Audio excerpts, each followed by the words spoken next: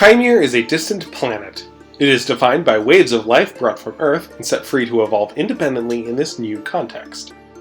The indigenous life of the planet, swarms of microbes called magic by the people who live there, are what harvest Earth organisms and make copies on Kaimere. As the asteroid which concluded the Mesozoic never struck Kaimere, dinosaurs remain the dominant terrestrial megafauna. The first children are a now extinct species of diminutive archaic human, famous for domesticated many strains of Kaimere's indigenous magic. When they arrived in Kajar nearly 12,000 years ago, they culled the fauna of the peninsula and erected an enormous enchanted wall to terrestrially isolate their new home. This act awakened the portal, which initiated a harvest to repopulate this heartland of its territory. Although a few harvests and replication events occurred, the harvest overall was rendered incomplete as the first children trapped the great portal in a stasis so that they might control it and siphon the magic for a number of teleportation spells, including using the portal itself to leave Kaimere and travel to any of the planets the portal harvested from, including its primary harvesting ground, Earth. Although the interrupted harvest saw very few animals establish themselves due to small populations and continued culling efforts by the first children, but a few breakout stars emerged. Numerous small mammals such as badgers, woodchucks, and raccoons thrived in the culled peninsula. Alligators were the biggest success story in terms of size, as most large animals such as mastodon and saber-tooth cats were slaughtered. Birds were harvested clade, which did best, with over a dozen species descended from this harvest now common throughout the known world, especially within Kajar. The most successful of these in terms of population is, without question, the voyager or passenger pigeon.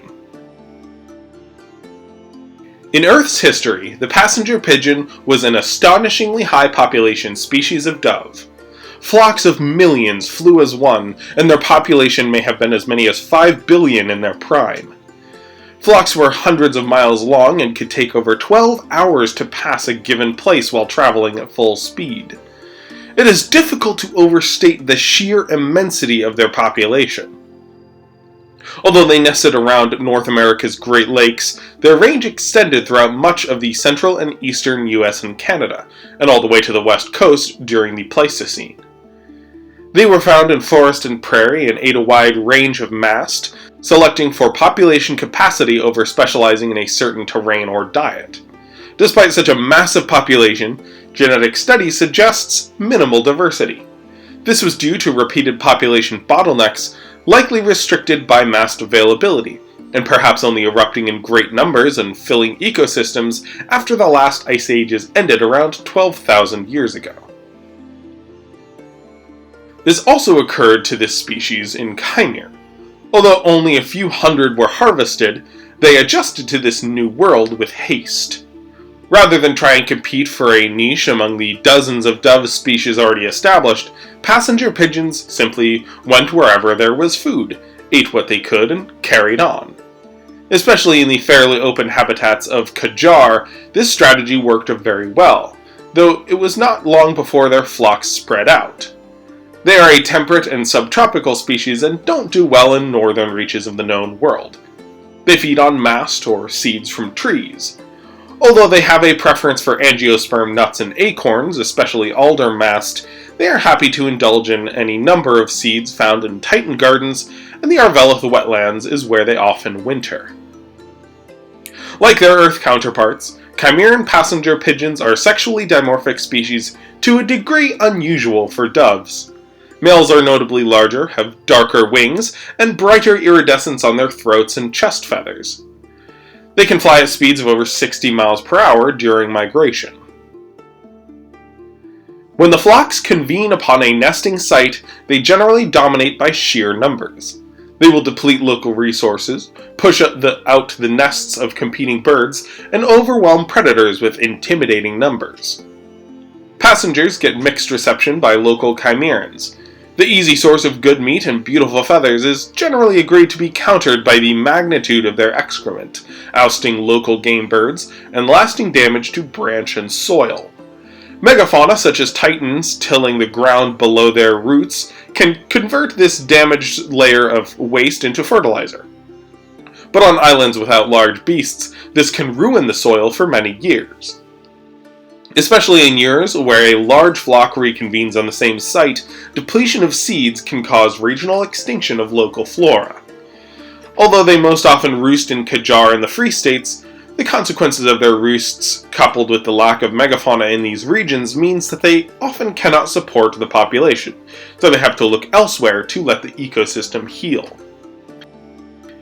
As one might expect, there are many opportunistic predators of the passenger pigeon, such as raptors, pterosaurs, firebirds, and any number of arboreal predators, but their inconsistent migration and roosting locations has meant that, so far, no predator has invested in fully specializing in the passenger pigeon despite their great population.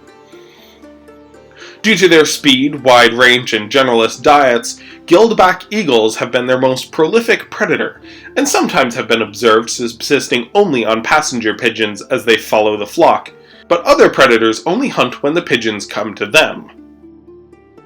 Hunting efforts by Kaimerans have thus far proven ineffectual. Culls only open up space for more of the flock to nest and breed.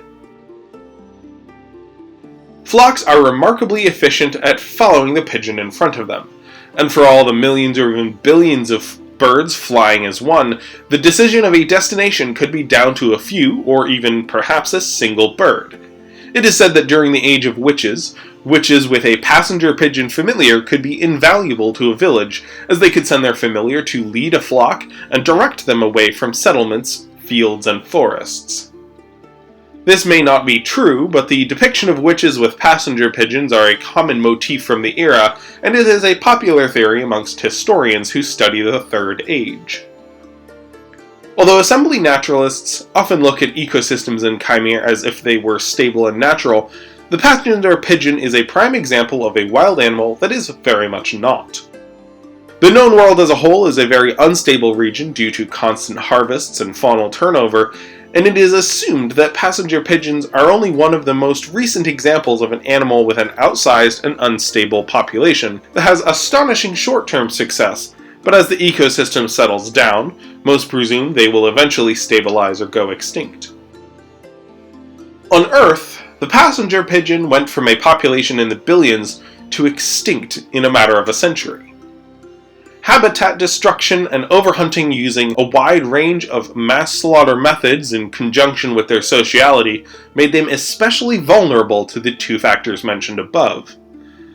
By the time their decline was noticed and public opinion shifted from indifferent slaughter to conservation, it was too late. The last passenger pigeon, Martha, died in 1914. Some in the assembly argued for covertly reintroducing Kaimeran passenger pigeons to Earth population's former range, and indeed a few dozen were toward the end of the 1800s, but the project was one of many abandoned due to increasing isolationism of the Free States as Europe charged headfirst into the Great War. The population in Kaimere is estimated to be between 1 and 3 billion birds, mostly concentrated in 3 to 5 great flocks, although dozens of smaller flocks are accounted for as well. When flocks migrate, they may take many hours to pass over a village. When crossing water, a necessity if nesting in the Free States or Southern Islands, they prefer to island hop rather than directly cross expanses of water for days at a time, but such flights are not unheard of. On these migrations, only gilled-back eagles follow them, although other predators take their piece of the pie when the opportunity presents itself. They are one of many species slated by the Assembly for reintroduction to Earth in the Rewilding Initiative, although this project has been put on indefinite hold.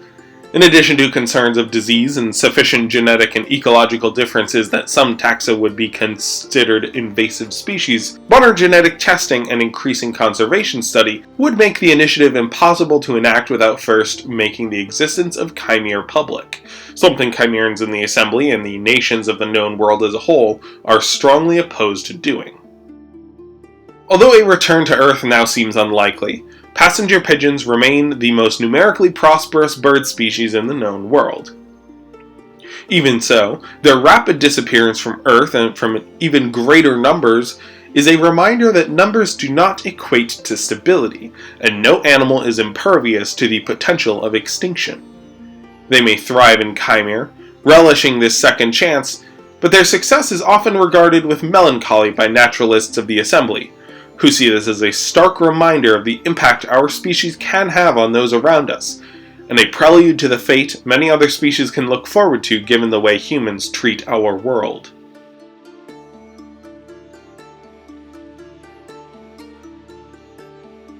Thank you to Vince for sponsoring this episode. I went into it expecting to write an uplifting story of the second chance of the wandering dove, but ignoring the context surrounding why they aren't with us today felt disingenuous. I can only hope we can improve our relationship with our planet and the species we share it with. Next week begins a series of 6 episodes exploring the proboscideans of the known world and beyond, a topic I'm very excited to cover. Elephants are among my favorite animals, after all. Stay fantastic, everyone, and thank you for watching. Cheers, folks!